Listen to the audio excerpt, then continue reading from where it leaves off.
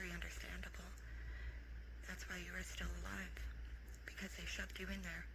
It was the best place in Leningrad, not only for the interrogators, who even lived there and had offices in the cellars in case of shelling.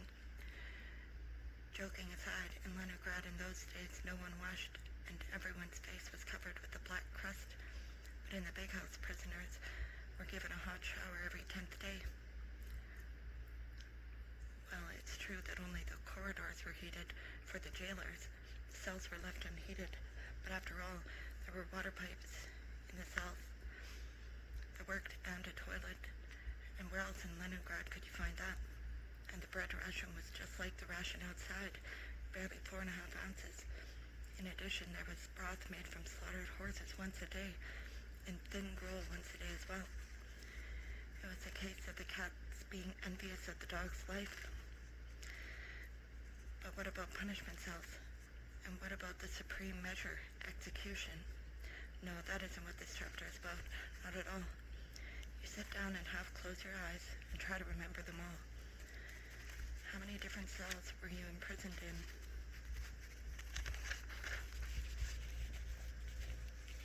During your term, it is difficult even to count them. And in each one there were people. There might be 2 people in one, 150 in another. You were in prison for 5 minutes in one, and all summer long in another. But in every case, out of all the cells you've been in, your first cell is a very special one. A place where you first encountered others like yourself, doomed to the same fate. All your life you will remember it with an emotion that you otherwise experience only in remembering your first love. And those people who shared the floor and air of that stone cubicle during those days when you rethought your entire life will from time to time be recollected by you as members of your own family. Yes, in those days they were your only family. What you experience in your first interrogation cell parallels nothing in your entire previous life or your whole subsequent life. No doubt prisons have stood for thousands of years before you came along and may continue to stand after you too. Longer than one would like to think, but that first interrogation cell is unique and inimitable. Maybe it was a terrible place for a human being, a lice-laden, bed-bug-infested lockup without windows, without ventilation, without bunks, and with the dirty floor, a box called KPC, in the village Soviet, at the police station, in the railroad station, or in some port. The KPCs and the DPCs are scattered across the face of our land in the greatest abundance. There are masses of prisoners in them. Or maybe it was solitary in the Archangel prison, where the glass had been smeared over with red lead, so that only rays of God's maimed light which crept in to you were crimson, and where a 15-watt bulb burned constantly in the ceiling day and night. Or solitary in the city of Ch.5, where for 6 months at a time, 14 of you were crowded onto 7 square yards of floor space in such a way that you could only shift your bent legs in unison. Or it was one of the psychological cells like number 111, which was painted black and also had a day and night 25-watt bulb, but was in all other aspects like every other Lefordova cell. Asphalt floor, the heavy valve out the corridor where only the guards had access to it, and above all, that interminable, irritating roar from the wind tunnel of the neighboring Central Aero and Hydrodynamics Institute, a roar one could not believe was unintentional, a roar which would make a bowl or a cup vibrate so violently that it would slip out the edge of the table, a roar which made it useless to converse, and during which one could sing at the top of one's lungs and the jailer wouldn't even hear. And then when the roar stopped, there would ensue a sense of relief and felicity superior to freedom itself. But it was not the dirty floor, nor the murky walls, nor the odor of the latrine bucket that you loved, but of those fellow prisoners with whom you about faced at command, and that something which beat between your heart and theirs, and their sometimes astonishing words, and then too the birth within you on that very spot, or of free-floating thoughts you had so recently been unable to leap up or rise to, and how much it had cost you to last out until that first cell. You had been kept in a pit, or in a box, or in a cellar. No one had addressed a human word to you. No one had looked at you with a human gaze. All they did was to peck at your brain and heart with iron beaks. And when you cried out or groaned, they laughed. For a week or a month you had been an abandoned waif, alone among enemies, and you had already said goodbye to reason and to life, and you had already tried to kill yourself by falling from the radiator in such a way as to smash your brains against the iron cone of the valve. And all of a sudden you were alive again, and were brought into your friends, and reason returned to you. That is what your first cell is. You waited for that cell. You dreamed of it almost eagerly as of freedom. Meanwhile, they kept shoving you around between cracks in the wall and holes in the ground, from the Fortova into some legendary diabolica Sukhanovka. Sukhanovka was the most terrible prison in the MGB had. Baby. Its very name was used to intimidate prisoners. Interrogators would hiss it threateningly, and you'd not be able to answer, and you'd not be able to question those who had been there. Either they were insane and talking only disconnected nonsense, or they were dead.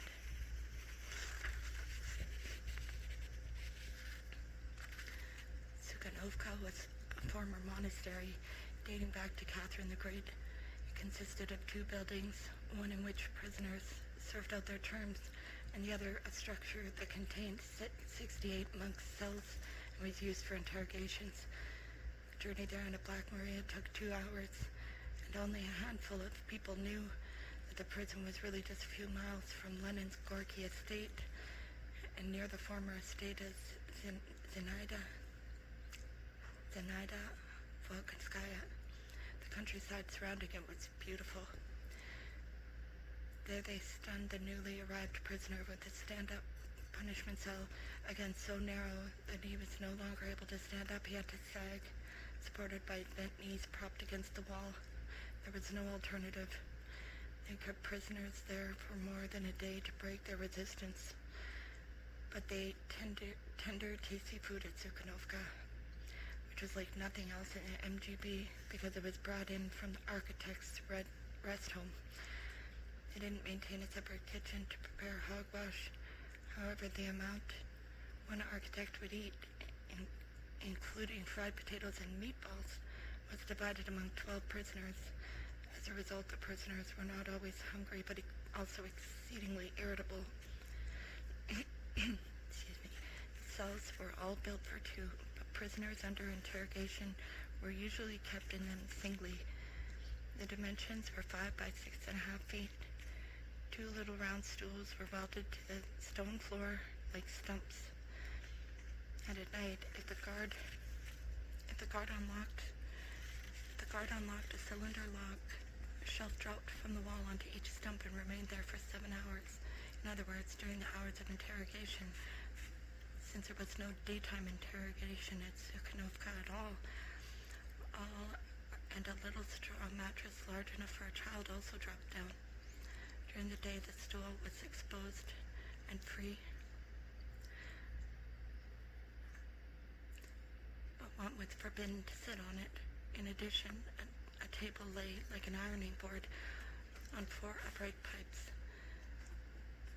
The fortochka in the window, the small hinged pane for ventilation, was always closed except for 10 minutes in the morning when the guard cranked it open. The glass in the little window was reinforced. There were never any exercise periods out of doors. Prisoners were taken to the toilet at 6 a.m. only, i.e. when no one's stomach needed it. There was no toilet period in the evening. There were 2 guards for each block of 7 cells. So that was why prisoners could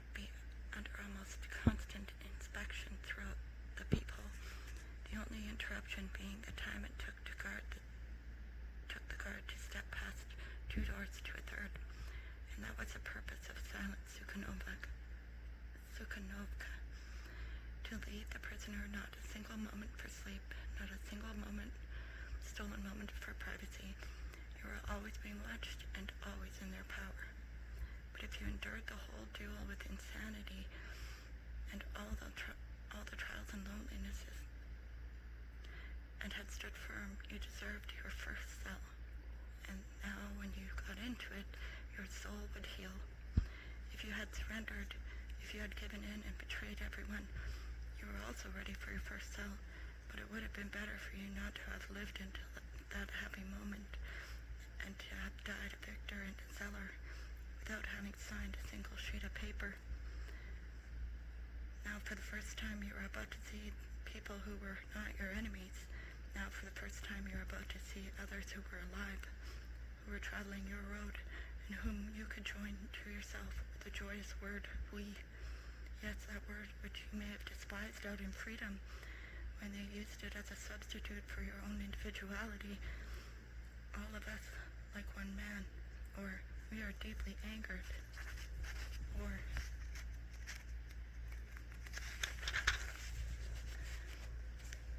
we demand, or we swear, is now revealed to you as something sweet. You are not alone in the world, wise spiritual beings. Human beings still exist. I had been dueling for 4 days with the interrogator when the jailer, having waited until I lay down to sleep in my blindingly lit box, began to unlock my door. I heard him all right, but before he could say, "Get up, interrogation," I wanted to lie for another 300ths of a second with my head on the pillow and pretend I was sleeping. But instead of the familiar command, the guard ordered, "Get up, pick up your bedding." Uncomprehending and unhappy because this was my most precious time, I wound on my footcloths, put on my boots, my overcoat, my winter cap, and clasped the government-issue mattress in my arms. The guard was walking on tiptoe and kept signaling me not to make any noise as he led me down a corridor, silent as a grave, through the 4th floor of the Lubyanka, past the desk of the section supervisor, past the shiny numbers on the cells and the olive covers of the peoples, and unlocked cell 67. I entered and he locked it behind me immediately. Even though only a quarter of an hour or so had passed since the signal to go to sleep had been given, the period allotted the prisoners for sleeping was so fragile and undependable and brief that by the time I had arrived, the inhabitants of cell 67 were already asleep on their metal cots with their hands on top of the blankets. At the sound of the door opening, all three started and raised their heads. For an instant, they too were waiting to learn which of them might be taken to interrogation. And those three lifted heads, those three unshaven, crumpled, pale faces seemed to me so human, so dear, that I stood there, hugging my mattress, and smiled with happiness. And they smiled, and what a forgotten look that was, after only 1 week. "Are you from freedom?" they asked me. That was a question customarily put to a newcomer. "No," I replied, and that was a newcomer's usual first reply. They had in mind that I had probably been arrested recently, which meant that I came from freedom, and I, after 96 hours of interrogation, hardly considered that I was from freedom. Was I not already a veteran prisoner? Nonetheless, I was from freedom. The beardless old man with the black and very lively eyebrows was already asking me for military and political news.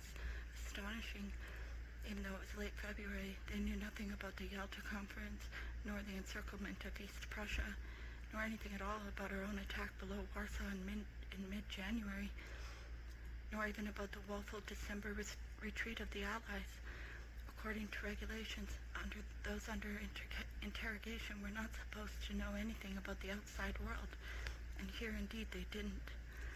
I was prepared to spend half the night telling them all about it with pride, as though all the victories and advances were the work of my own hands. But at this point, the duty jailer brought in my cot, and I had to set it up without making any noise. I was helped by a young fellow my own age, also a military man. His tunic and aviator's cap hung on his cot. He had asked me, even before the old man spoke, not for news of war, but for tobacco.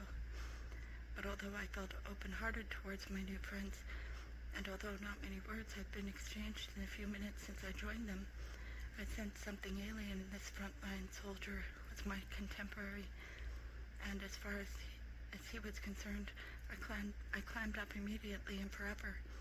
I had not yet heard the word nazedka, stool pigeon, or learned that there had to be one such stool pigeon in each cell, and I had not yet time to think things over and to conclude that I did not like this fellow, Georgy Kramarenko. But a spiritual relay, a sensor relay, had clicked inside me, and it had closed him off from me for good and all. I would not bother to recall this event if it had been the only one of its kind. But soon, with astonishment and alarm, I became aware of the work of this internal sensor relay as a constant inborn trait. The years passed, and I lay on the same bunks, marched in the same formations, and worked in the same work brigades with hundreds of others, and always that secret sensor relay, for whose creation I deserve not the least bit of credit, worked even before I remembered it was there, worked at the first sight of a human face and eyes, at the first sound of a voice, so that I opened my heart to that person either fully or just the width of a crack, or else shut it myself off from him completely. This was so consistently unfailing that all the efforts of the state security office to employ stool pigeons began to seem to me as insignificant as being pestered by gnats. After all, a person who has undertaken to be a traitor always betrays the fact in his face and in his voice, and even though some were more skilled in pretense, there was always something fishy about them. On the other hand, the sensor relay helped me to distinguish those to whom I could, from the very beginning of our acquaintance, completely disclose my most precious depths and secrets for which heads roll. Thus it was that I got through 8 years of imprisonment, 3 years of exile, and another 6 years of underground authorship, which were in no wise less dangerous. During all those 17 years, I recklessly revealed myself to dozens of people and didn't make a misstep even once. I have never read about this trait anywhere, and I mention it here for those interested in psychology. It seems to me that such spiritual sensors exist in many of us. Because we have lived in too technological and rational an age, we neglect this miracle and don't allow it to develop. We set up the cot, and I was then ready to talk, in a whisper, of course, and lying down, so as not to be sent off from this cozy nest into a punishment cell. But our third cellmate, a middle-aged man whose cropped head already showed the white bristles of imminent grayness, peered at me discontentedly and said, with characteristic northern severity, "Tomorrow, night is for sleeping." That was the most intelligent thing to do.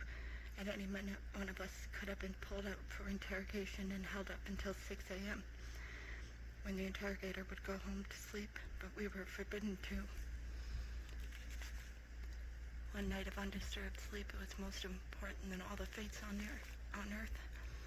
One more thing held me back, which I didn't quite catch right away, but had felt nonetheless from the first words of my story, although I could not, at this early date, find a name for it. As each of us had been arrested, everything in our world had switched places. A 180-degree shift in all our concepts had occurred, and the good news I had begun to recount with such enthusiasm might not be good news for us at all.